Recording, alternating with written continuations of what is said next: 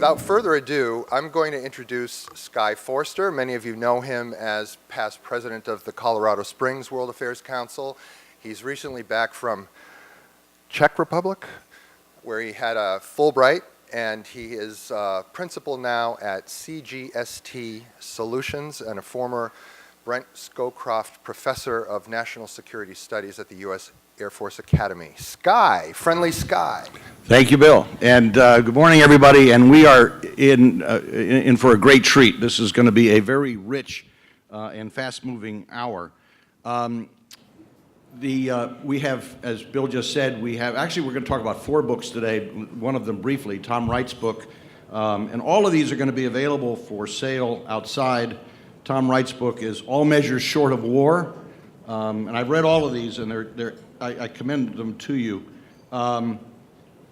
Steve Pifer, who's sitting in the middle, and I'll introduce them all in a second. The Eagle and the Trident, U.S.-Ukrainian Relations. Yeah, there we are. Michael stole the book. Steve Cook's False Dawn, which is a depressingly realistic and wonderful book on the Middle East and what America can do in the Middle East. And Michael Hanlon's, if you know Michael's work, he's written on just about everything in every part of the world. Beyond NATO, a new security architecture for Eastern Europe.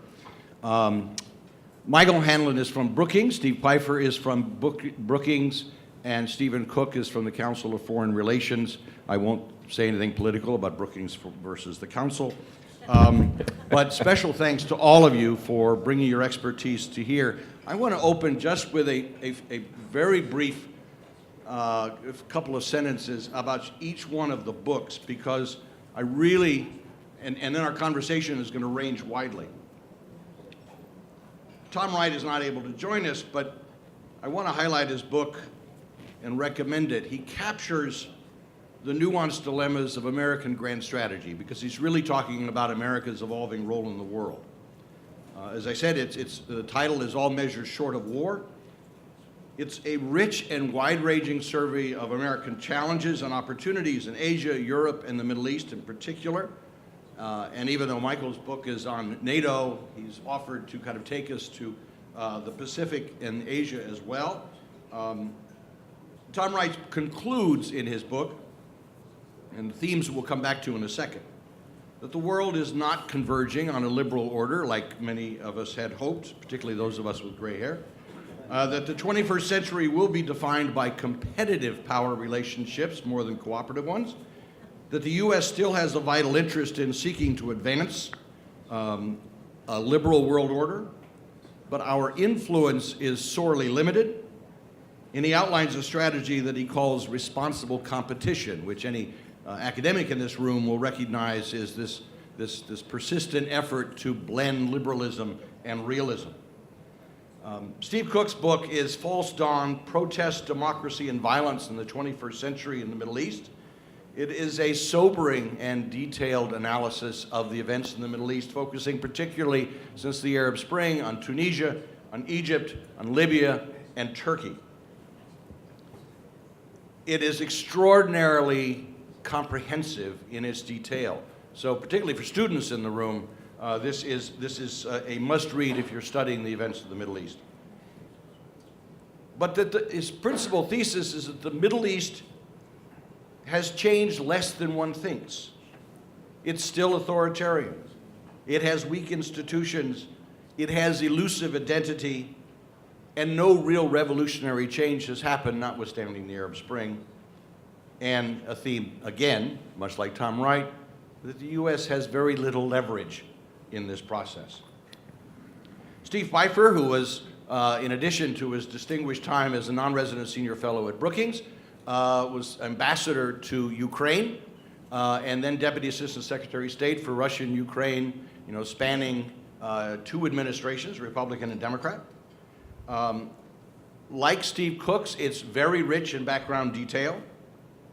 Lots of really fascinating first-person accounts of major events since the end of the Soviet Union. He outlines the challenges facing Ukraine, but also the importance of Ukraine to the United States. And for those of us who went to the Ukrainian embassy last night for dinner, we got a very human sense of that. It is a very articulate plea for keeping faith with Ukraine, so I think we may have a little debate between him and Michael on this issue, on where NATO goes with this, as Ukraine goes through its slow and halting reform process. And he raises the necessity that the West has to figure out how to keep faith with Ukraine and to define and to some extent accommodate, but that's not your word, to accommodate Russia's presence in Europe. And finally, Michael O'Hanlon's book, Beyond NATO, is an attempt to come to terms with that contradiction in the middle of Eastern Europe. Squarely recognizes that NATO enlargement, and we can have a conversation about this, either writ large or at least further to the east, has reached its logical end. And he recommends instead that the non-NATO countries of Eastern Europe agreed to be neutral as part of a broader package of trying to define Russia's role in the West and to stabilize this whole region. Whether Russia would agree with that is another issue.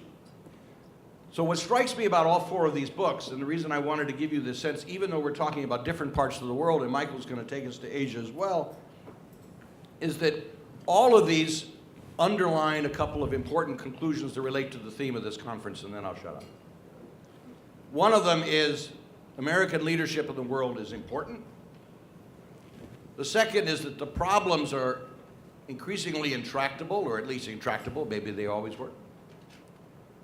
And third, that the United States has very little leverage in trying to exact the kinds of outcomes that we want, and that much of the frustration over American policy is that notwithstanding huge investments of time and money and people, we can't get done the things that we think we want to get done. So I want to now turn to our panelists to have them pick up that theme.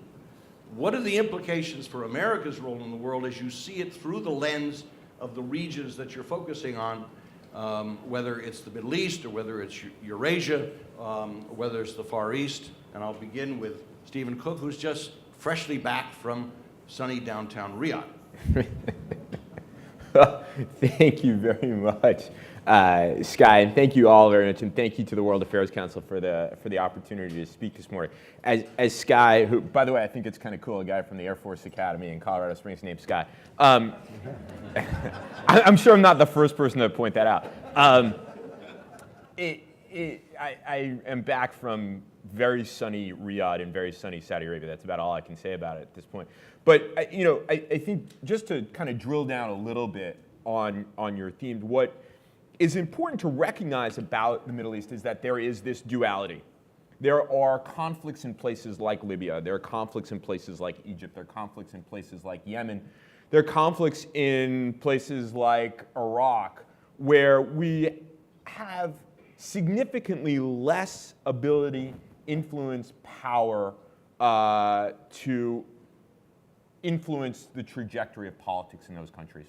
And I think that it's been clear in those countries that experienced uprisings around the region that the people involved in these conflicts and these struggles define them in existential terms. And when those conflicts are defined in existential terms, when people believe that they are fighting for the heart and soul of their country, as many Egyptians have said at the time of the coup d'etat that brought Abdel Fattah Sisi, Egypt's latest strongman, to power, that whatever the President of the United States says, whatever the Congress does, whether it is offering more aid, as if that would ever happen, or reducing aid in response to bad behavior, human rights violations, that because people are defining their struggles in such a high-stakes manner, what the United States does matters very, very little to them. They can calculate their own interests. They have their own politics. And we're going to have to accommodate ourselves to leaders that we are aligned with or not, doing things that we don't necessarily like, and not being able to do much about it, unless, of course, we want to continue to throw lots of military weight around the region although that's extraordinarily expensive and extraordinarily uncertain, as the whole misbegotten adventure in Iraq demonstrates it. The second part of it, and I'll be relatively quick here, is that if you go to a place like Riyadh or Abu Dhabi, there is a tremendous desire for the United States to demonstrate what they call leadership. They want the United States in the region. We are strategic depth for small, relatively small, not as powerful as they would like to be countries confronting what they see as an existential external threat, and that is the exercise of Iranian influence around the Middle East. So, whereas in Riyadh, the whole idea that the United States had some sort of influence over what was happening while I was there when the Crown Prince was consolidating his personal political power, and that this was somehow connected to what to a visit that he had with Jared Kushner just a few days earlier, was laughable on the face of it, because this is something that the Saudis themselves, the new power structure in Saudi Arabia, believes that they need to do, by the way, with a tremendous amount of support from the people in Saudi Arabia.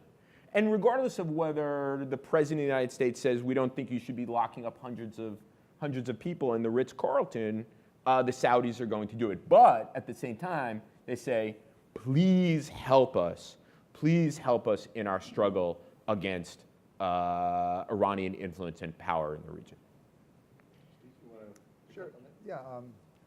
I mean, I looked at the course of U.S.-Ukraine relations and really came to a couple of conclusions at the end. Was one, on big foreign policy issues, getting nuclear weapons out of Ukraine in the early 1990s, at a time when Ukraine had the world's third largest nuclear arsenal, getting Ukraine to align its policies more broadly on non-proliferation with the United States, and getting Ukraine to make a substantial troop contribution to the Iraq stabilization force after Baghdad fell. We succeeded. But when you look at the U.S. objective of pushing reform within Ukraine, that would move Ukraine towards the American vision, which I would describe as a independent, stable, modern European state with a robust democratic system and a growing market economy, the U.S. government was less successful. And you've seen the price of that failure, mainly by the Ukrainians to reform. One example I use is if you look at Ukraine and neighboring Poland, in 1990, gross domestic product per capita was roughly equal. Today, GDP per capita in Poland is probably 3 to 4 times what it is in Ukraine, which reflects the success of reform in Poland and the failure to do the right thing in Ukraine. And the other thing that we saw was in 2014, when confronted with the challenge by Russia after the Maidan Revolution, Ukraine was a weak, fragile, and vulnerable state. So that's the situation we have to deal with. If you look at the Ukraine crisis today, sure, it's in part about Crimea, and it's very difficult to see how Kyiv ever manages to assemble the diplomatic or political or military leverage to get Crimea back. It's also about Donbass, and that's different. The Russians don't want Donbass, but they see that as a mechanism to put pressure on the government in Kyiv to destabilize it, to make it life harder. But it's not just about those questions. It's also, and this gets to an issue Mike and I have talked about a number of times over the last 8 or 10 months, is Ukraine's place in Europe. I don't think you get to a solution to the Ukraine crisis until there's some agreed definition of where does Ukraine fit in Europe. And probably also where does Russia fit in Europe. Because this is not just about Crimea and Donbass, it's about that broader question. And a Russian fear that Ukraine is moving out of Russia's orbit and towards the European Union and Western institutions. I would also note that's actually a process that Russian actions of the last 4 years have accelerated.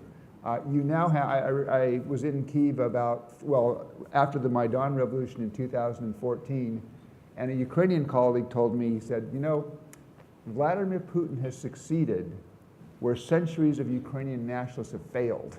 He's created a sense of national identity in Ukraine, and it has a very strong anti-Russian animus now. And I think that's actually, because you're not going to change the geography, that's a problem. Because you now have a generation of Ukrainians who detest Russia. And that's a huge, difficult problem. Sorting it out is going to be hard.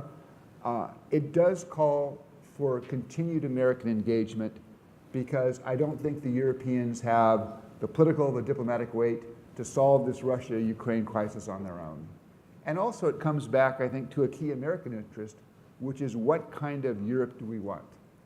The kind of Europe I want to see was, sort of defined by post-World War II and post-Cold War institutions and agreements such as the 1975 Helsinki Final Act, the 1990 Charter of Paris, which had relations in Europe based on principles and rules. And that, to my mind, is the kind of Europe that's in America's interest. What I worry about, though, is you now have in Russia a country that is prepared to ignore those rules and use military force to change borders, which on a scale that you haven't seen since World War II. And so we're going to have to be engaged to try to help Europe, Ukraine, and Russia sort that out at a time when our leverage is going to be not what we might wish. You get into this question where there's probably an asymmetry of interest. Ukraine, in some cases, matters more to Russia than it does to the United States and Europe. But I would argue we still have an interest in terms of what that means for Europe. And I also would argue there's a certain sense of obligation.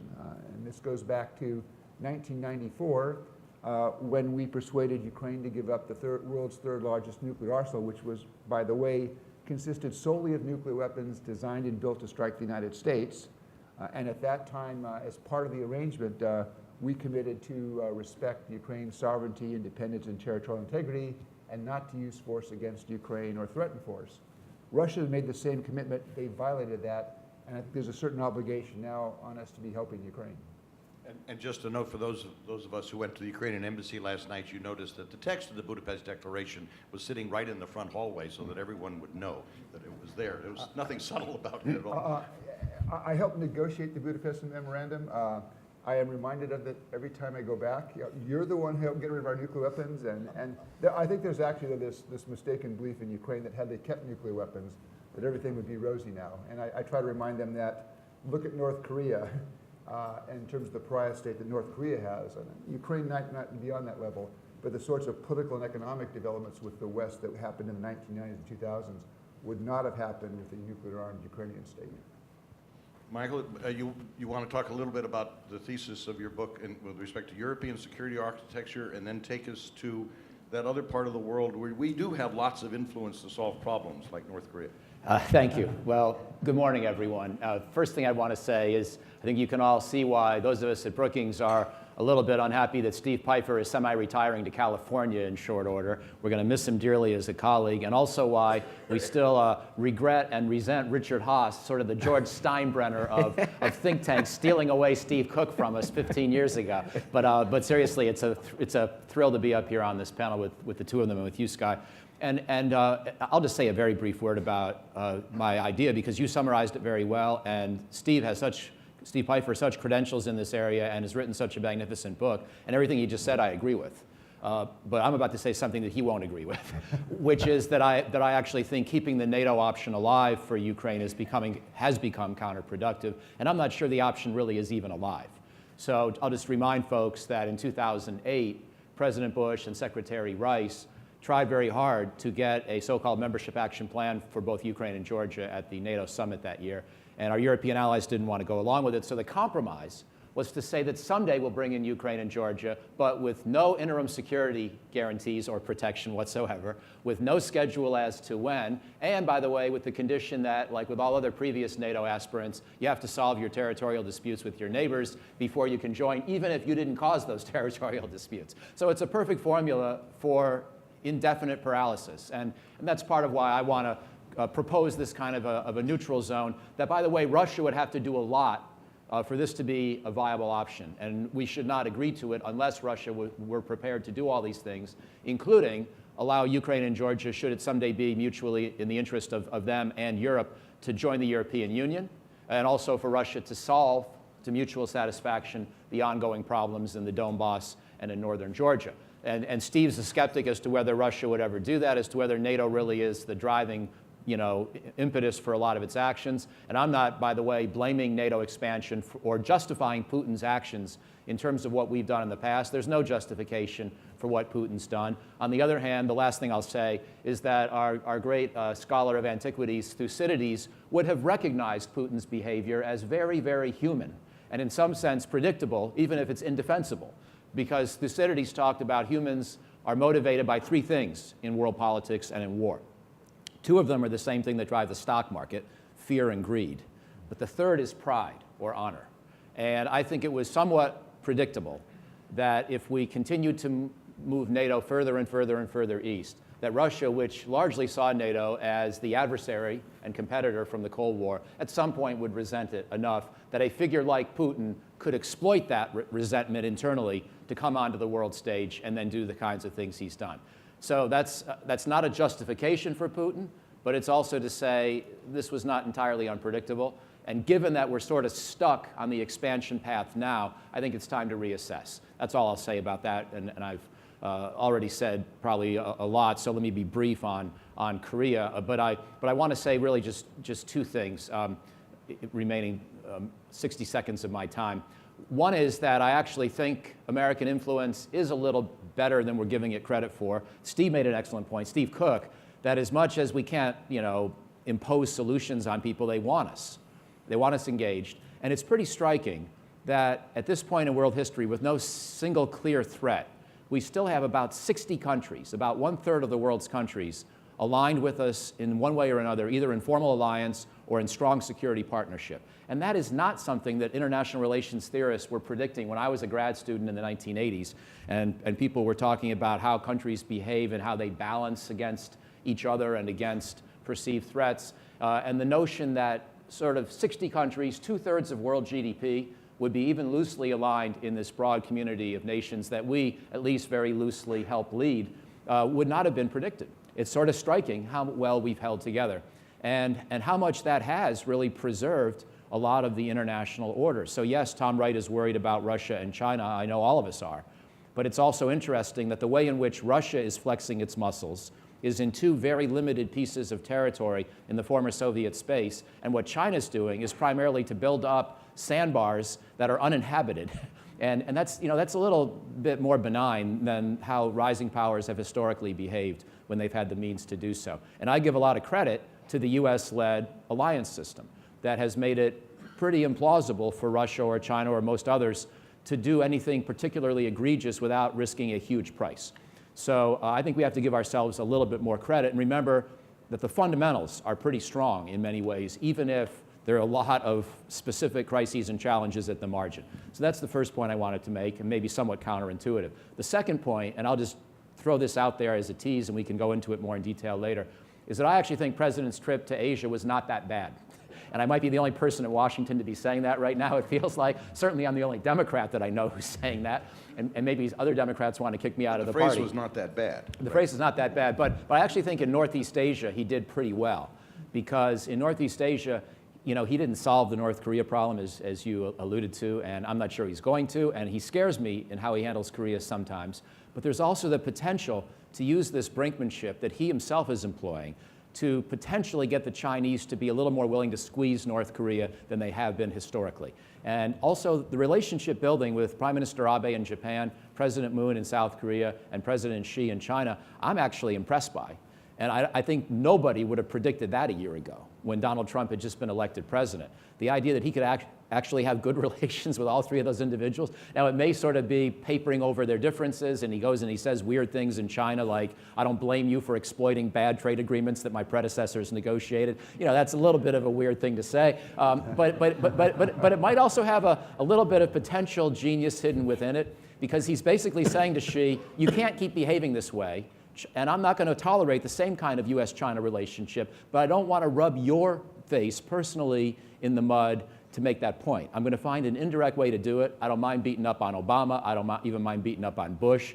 So I'm going to beat up on my predecessors, preserve this at least appearance or veneer of a positive relationship with you, but be put on notice at the same time that we've got some work to do to make this economic relationship with the US and China a little more fair.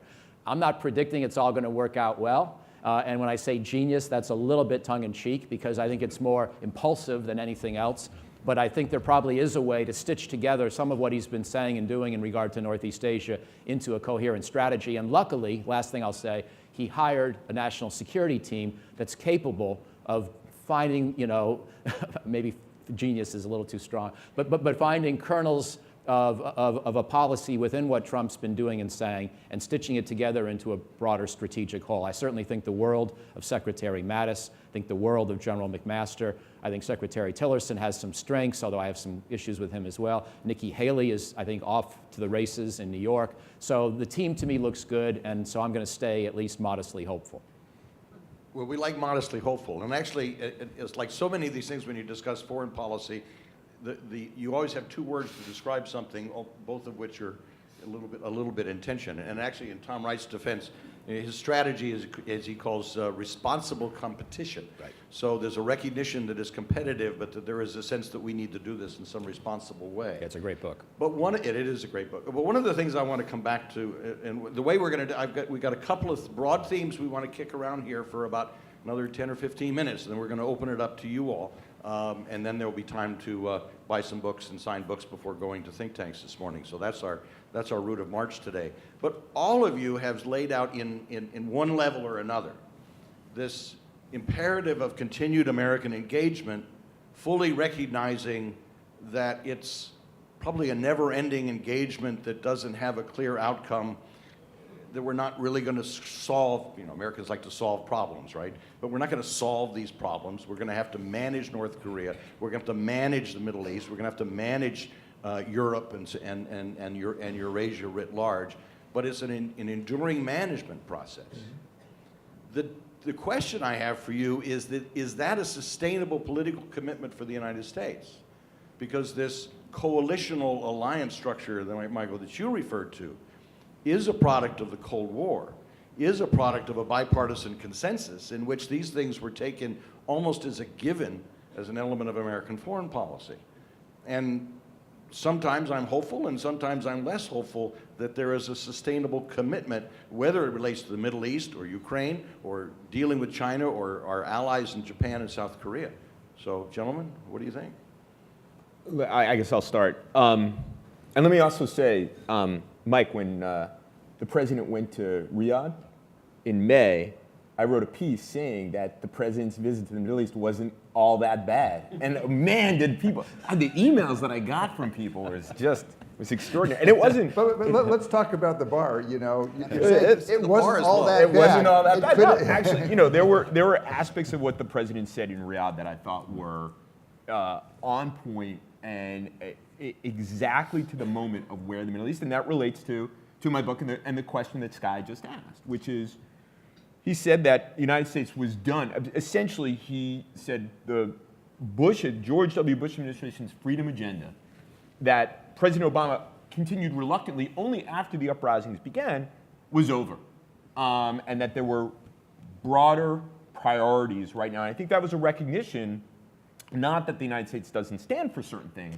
but that the United States doesn't really have the ability to alter the way in which politics works in countries, and it doesn't have the ability to fundamentally change societies.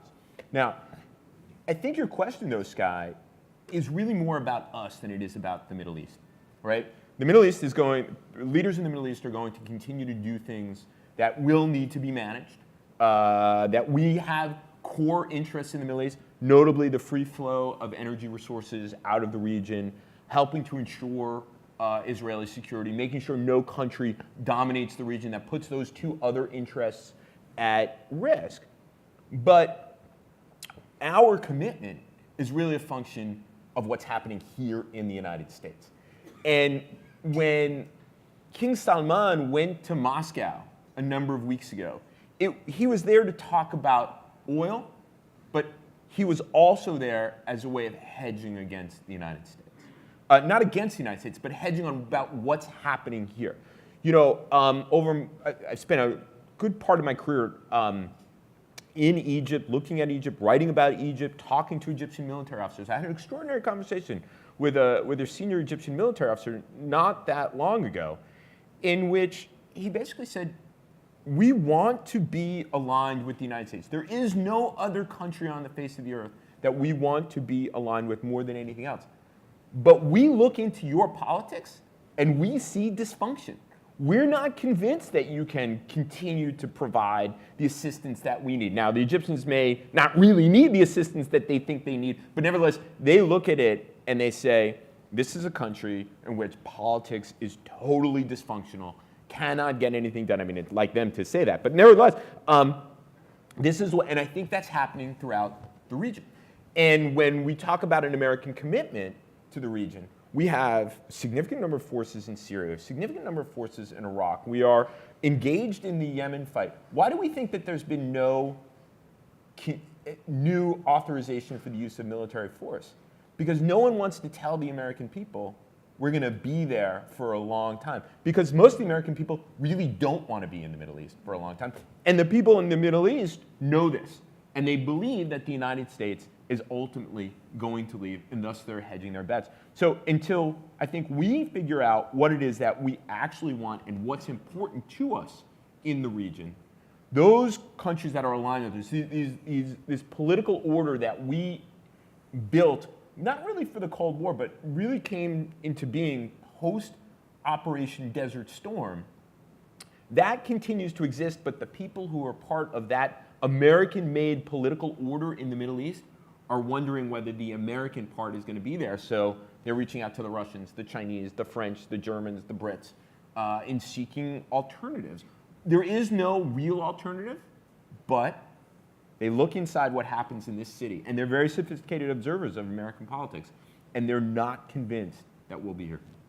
Steve, I mean, in Europe, in Central Europe, I got asked the same question all last spring. It was like, are you guys leaving? Yeah, well, let me go back and actually say, I think in the 1990s, we actually thought we had solved Europe. Right. I mean, the collapse of the Soviet Union was peaceful.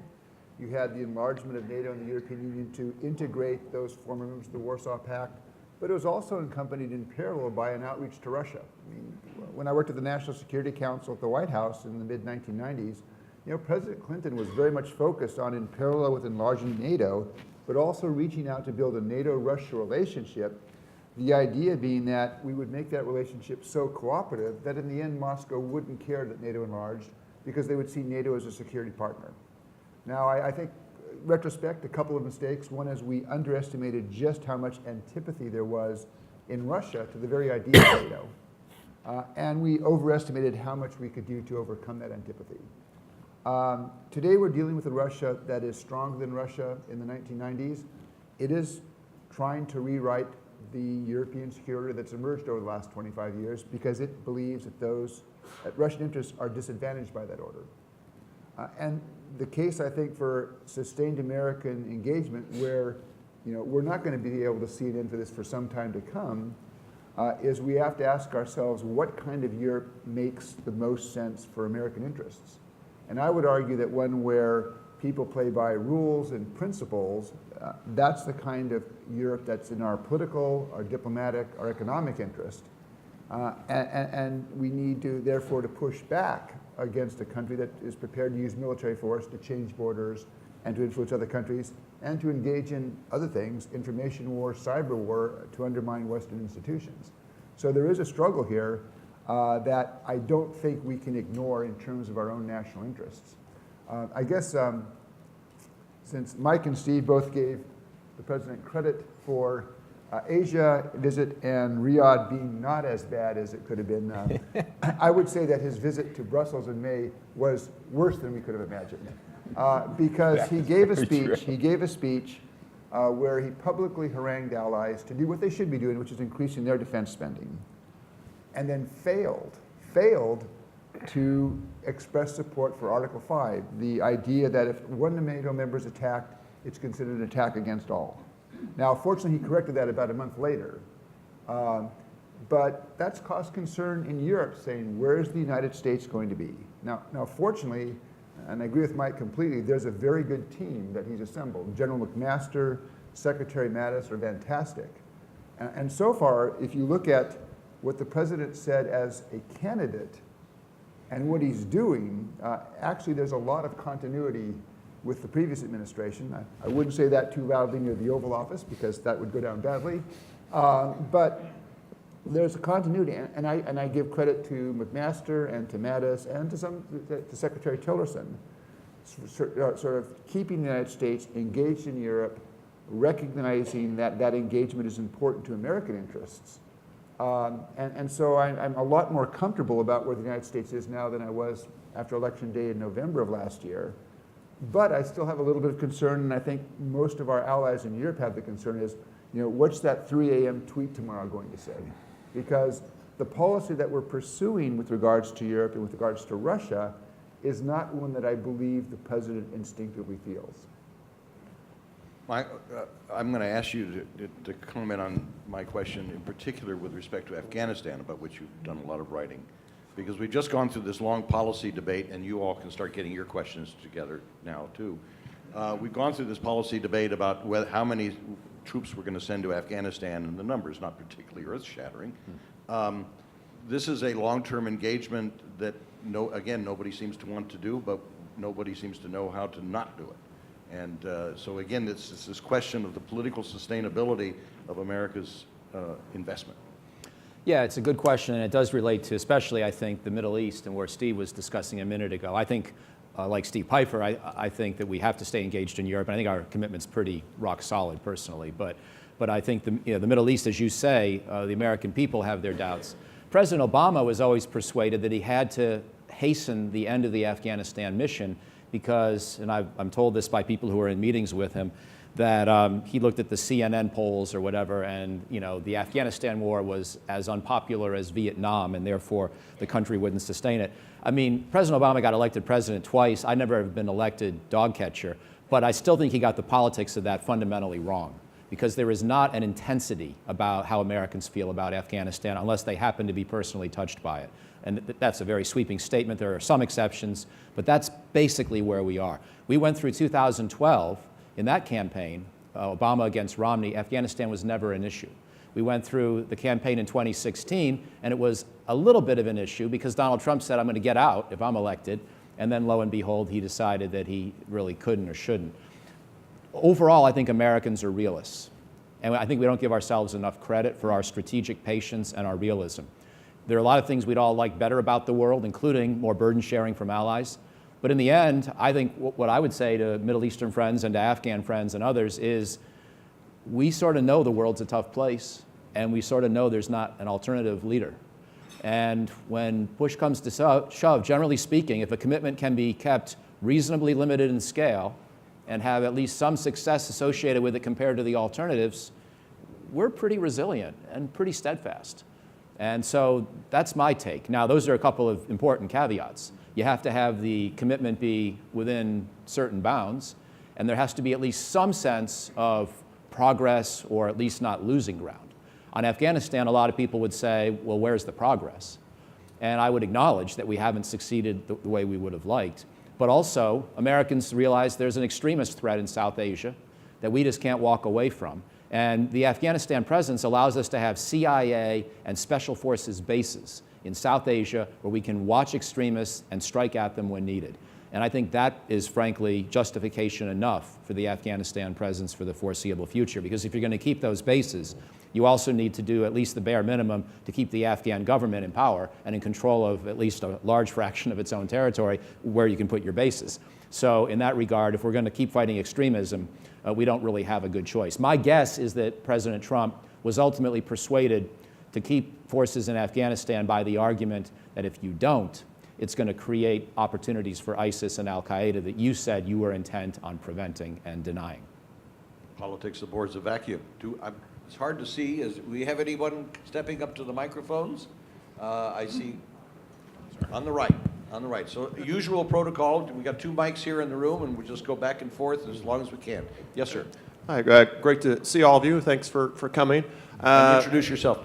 Ronan O'Malley from the World Affairs Council of Houston. And just, I guess, 2 questions related to NATO.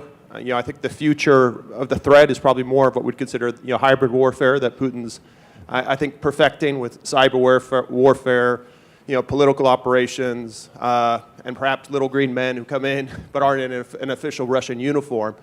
If that was to happen in an actual NATO country, for instance, especially say in the Baltics, what do you think the actual response would be? And secondly, I think it's unlikely, but if there was an actual military, under actual Russian flag invasion of a NATO country, do you think Article 5, how many of the member nations would actually respond to it militarily?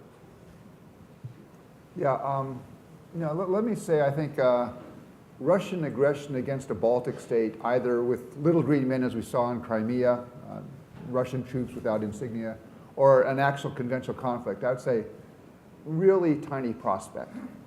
But if we were having this meeting 5 years ago, I would have said no prospect. And we've seen things change in the last 5 years in terms of Russian military modernization, more aggressive Russian rhetoric, including this claim that they've now pushed forward saying Russia has the right to defend, they use the term defend or protect, ethnic Russians or Russian speakers wherever they're located and whatever their nationality.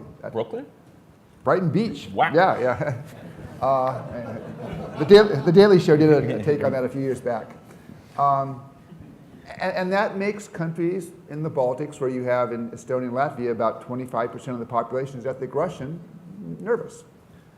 So I do think NATO should be taking steps. The actions that were outlined in Wales in 2014 and at the Warsaw Summit last year are appropriate. So you now have in each of the Baltic states and in Poland a NATO multinational battalion of anywhere from 1,000 to 1,200 troops.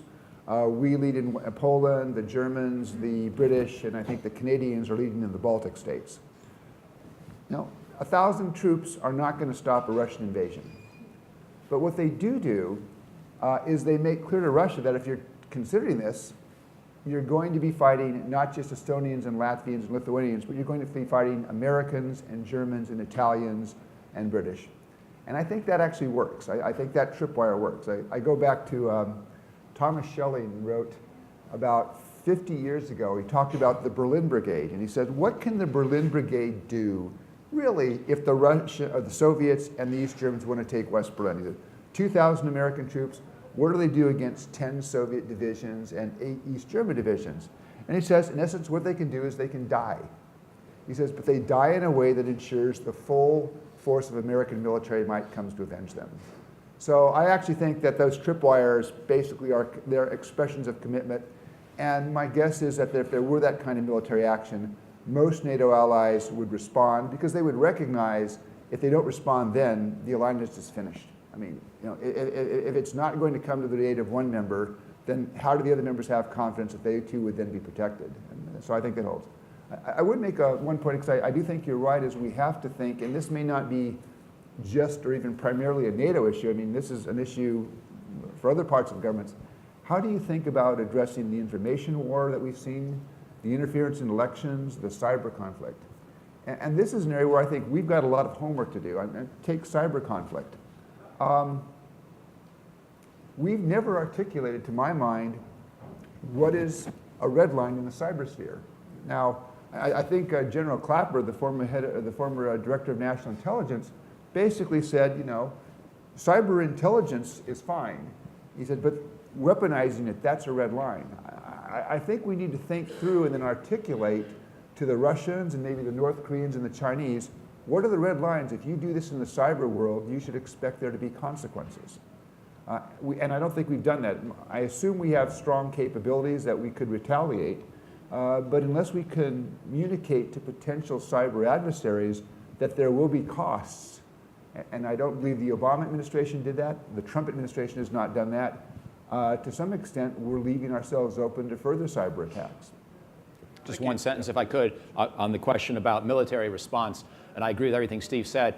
If that scenario presented itself, and let's say Russia took a couple of small towns in eastern Estonia that are majority Russian-speaking, then I think we have to ask ourselves hard questions about whether we insist on liberating those two towns in a literal sort of Desert Storm-like operation, or whether we then essentially fortify the rest of Estonia as fast as we can, starting with the 82nd, but then moving in divisions that then create a new Cold War line there, combined with much tougher economic sanctions and maybe even asymmetric warfare in other places. In other words, I'm not sure the Desert Storm-like response is the right way to go. It's going to be so hard to do. It's going to risk nuclear escalation. It might be smarter, even though it sounds callous, to think about not liberating those two towns for the indefinite future and settling in with the same set of tools that we used essentially in the Cold War, but updated for the modern era. And that might be the smarter response. But I'm not saying we should telegraph that now to Moscow either. I think that's the kind of response you got to think through. So it's worth noting that one of the tools that was not part of the Cold War NATO response, resistance, is an active part of Baltic state strategy in dealing with that. So Good that's point. a sign of the times. Lady on the left. Hello, Carol Horning from World Affairs Council of Palm Beach. This is for Stephen Cook. You briefly mentioned Saudi Arabia and what's going on there. Could you develop that further with regard to Iran and how our withdrawal or possible withdrawal from the nuclear agreement would impact that? So you have the Saudi royals in internal turmoil and trying to deal with Iran, and we're pulling out of the agreement. Well, thanks for the question. First, I don't think that the Saudi royals are in internal turmoil. I think that King Salman has empowered his son, the crown prince, who will soon be the king. If rumor has it, it'll be as early as the first half of 2018, but of course that's based on what we call rumor intelligence, to consolidate power, actually rationalize the succession of the House of Saud in a way that makes sense. Of course, it makes sense for that particular branch, but that's really what's going on. It is a consolidation of power, and it will make future successions easier, because once you skip down generations, it becomes much harder and harder to do. There is an effort on the part of the Saudis going back 3 or 4 years to rewrite their defense doctrine and pursue a more aggressive foreign policy to defend their interests against what they see as Iranian meddling in the Arab world. Part of that was spurred by the Obama administration's negotiations with the Iranian over their nuclear program. The Saudis had long been suspicious, going back even during the George W. Bush administration, that the United States wanted to replace them with the Iranians as its primary interlocutor in the Gulf. And the nuclear agreement, I think, was the example of that. But they point to other things as well as an example of what the Obama administration, what the United States wanted to do. Now, there's really no truth to this, but this is the way in which they were perceiving it. The fact that President Trump arrived in Saudi Arabia and gave full-throated support for Saudi Arabia and has taken a very hard line on Iran is something that I think is deeply appreciated in Saudi decision-making circles. It, from their perspective, allows them to do things that they wouldn't have otherwise done, like repair their relations with Iraq, something that we've been waiting, 26 years for them to do. There is no advocacy within Saudi Arabia or the United Arab Emirates, its junior partner, for undermining the Iran nuclear deal. That's not what their issue is. They are concerned about the ramifications of the reduction in sanctions, the ability for the Iranians to operate around the region, the ability of the Iranians to essentially modernize economically. What has been explained to me over and over and over again, it's not Iranian nuclear weapons that is the issue. It's the Iranians. And Iran is, from their perspective, a revolutionary power that wants to rewrite the rules of the game in the region. Those other countries, Saudi Arabia, the United Arab Emirates, Bahrain, Egypt, Israel, Jordan, Morocco, they're all status quo powers. They all happen to be our partners. We are a status quo power that want to maintain the rules of the road as they have been over the course of the last quarter of a century, because it all accrues to their benefits. The Iranians don't like that, want to change it. And that's what they want. Spiking the joint comprehensive plan of action does, from the perspective of the Saudis and the Emiratis, creates a whole host of problems. What they want, though, is the United States to be very strong in response to Iranian misbehavior in the region. Thank you. Turn to the right-hand side. Okay. To my right. Yeah. Thanks. Mary Mendoza from World Boston. This is a question for all of you. On the subject of cyber attacks, have any of you thought about what we should do if, say, a hydroelectric dam is hacked or an electrical grid, part of our electrical grid is attacked through cyber warfare? If the electric grid goes down, other than getting a backup generator up quickly, what do we do? The first principle, I think, has to be that it doesn't matter what caused the damage. We assess our response based on how much damage and of what nature. So if a certain number of people die, if a certain amount of economic damage is caused, then we should be thinking about retaliating in kind. And proportionality is probably a second principle that we should be bearing in mind. There's a lot more to say and discuss depending on the scenario and who did it, but I would begin with those two principles. Any other comments? No, I would just say, I think, though, it does show the importance of building resilience into our systems. It's got to be a combination of defending ourselves to make it harder for a cyber adversary to shut down the electric grid. But then I would also go back to the point I just made, is we should begin communicating that certain types of cyber attacks will lead to a response. And that's how you create deterrence, by letting that adversary know that there will be a response. And I guess I would agree with Mike that we should not, depending on the scale and the damage done by a cyber attack, we should not necessarily limit ourselves to a response in the cyber sphere. It's not bad to adversaries think that the response might be kinetic. This is far outside my area of expertise, but I would say that, I wonder why we haven't turned the lights out in the Kremlin yet on our own. And speaking of that, we've been rather successful in our own cybersecurity. We have delayed the Iranian nuclear program, the famous Stuxnet, and a variety of other things that were. And I wonder if we do really want, certain red lines, because that then opens us up for other things. But again, it's outside my area of expertise. I don't know enough about it besides what I read in the papers. Thank you for the brief question and the brief responses, and we're just going to have time to take these last two questions. We'll start with you. Olivia Liu from Peoria. Quick question on NATO. So there's been a rise of xenophobia and illiberal nationalism in many NATO member states. Do you see this influencing NATO principles, or do you see more of a continuality still? Thank you. Yeah. No, I think this is a problem for NATO. It's also going to be a problem, I think, and perhaps a bigger problem for the European Union. But if you look across Europe, we are dealing with the rise of populist, largely right-wing parties. And we have to think about, are there ways that our democratic systems can push back against that? I do take a little bit of heart in that at the beginning of this year, when you look particularly at the Brexit referendum in Britain and the election here, and the expectations for elections in the Netherlands, Austria, France, and Germany. In fact, what you saw in those countries, although there was a worrisome vote for populist parties, in the end, in all four elections, much more centrist candidates won. I just have I'm sorry, Mike, were you going to say something? I just have a quick point on that. And it seems to me, based on the one NATO country that I work on, Turkey, that the rise of populism and xenophobia is weakening the alliance, which is important to us and will continue to be important for the reasons that both Steve and Mike pointed out. And the fact that the Turkish President Recep Tayyip Erdogan conducts and formulates his foreign policy based on what his political needs are, and his political needs are based on this kind of,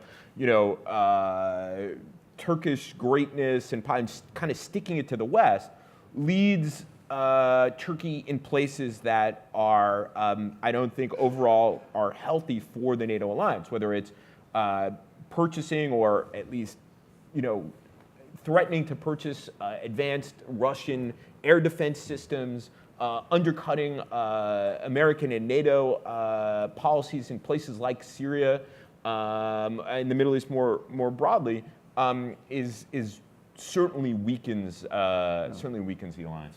And you also have to question the wisdom. I kind of wonder that if they do in fact go ahead and buy the S-400 air defense system for the Russians, if they'll get the undeclared do not engage MiGs or Sukhoi option. That's exactly. But to your question, I'm just going to add, one of the things that struck me in the 5 months I spent in Central Europe this spring was the number of times I got questions from people from Central Europe, the Czech Republic, Slovakia, and so on, is that, well, why can't we be neutral?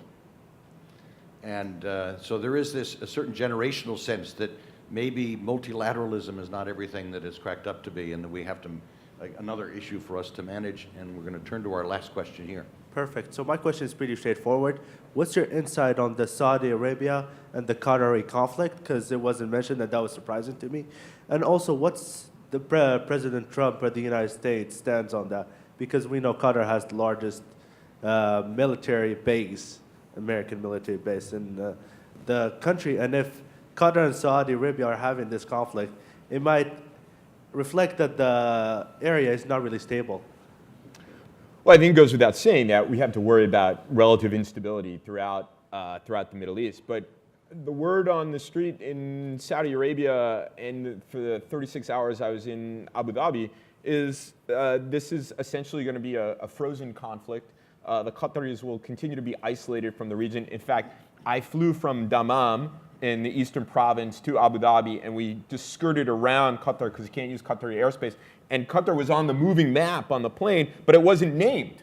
It was like Qatar was getting the Israel treatment, and it was actually rather interesting. But the Saudis and the Emiratis say, look, we can live very well. The GCC, the Gulf Cooperation Council, can live very well without the Qataris. Coming to some sort of accommodation with the Qataris is actually inviting the fox into the hen house. And good luck. We don't have to deal with it, and we won't interfere with American military operations whatsoever. We'll lobby American governments about leaving Al Udeid Air Base and the forward operating base that the Qataris built for U.S. Central Command. By the way, they built this base and this forward operations center for precisely situations like this. This is their the United States doesn't want to leave Qatar. It's too valuable a base for them. And as a result, the United States is caught between this conflict among essentially cousins. Imagine, it's Thanksgiving time and you have to sit down at Thanksgiving table with cousins that you absolutely dislike intensely. That's kind of what's happening here. But they won't interfere with it. And the President of the United States has publicly taken a position that is squeezing the Qataris to comply with the conditions that the Saudis, the Emiratis, the Bahrainis, and the Egyptians have laid down for them. I think the chances are less than zero that the Qataris will comply with those demands. Where the Secretary of Defense and the Secretary of State have tried to manage this conflict and work with the Kuwaitis, who are kind of the local actors that are trying to resolve the conflict and trying to build on what the Kuwaitis are doing. I think that there's very little reason to believe that as this conflict continues, that there will be a breakthrough. The Qataris have huge amounts of money and have been able to deploy it to adjust as best as they possibly can. And there's soon going to be, Qatari dairy farms and a variety of other things. I think the airline is taking a hit, but beyond that, there really isn't a lot of evidence that the Qataris are going to knuckle under these demands. And it seems like it's just fine from the perspective of the Saudis. Ladies and gentlemen, we have had a rich conversation. We've hardly mentioned the C word, China. We didn't solve North Korea. We didn't address it, really. So you're just going to have to come back next year and have more programs in your councils and buy and read these books, which are rich. Outside, Michael Hanlon's Beyond NATO, Stephen Cook's False Dawn, Protest, Democracy, and Violence in the Middle East, Steve Pifer's Eagle and the Trident, U.S.-Ukrainian Relations in Turbulent Times, and Tom Wright's All Measures Short of War, all worth reading, all worth inviting these gentlemen to come visit our councils. You're going to get about 94 invitations to visit World Affairs Councils, but a lot of them are in California, Steve, so it's okay. But please join me in thanking this wonderful panel. Thank you all. Thank you. Thank you.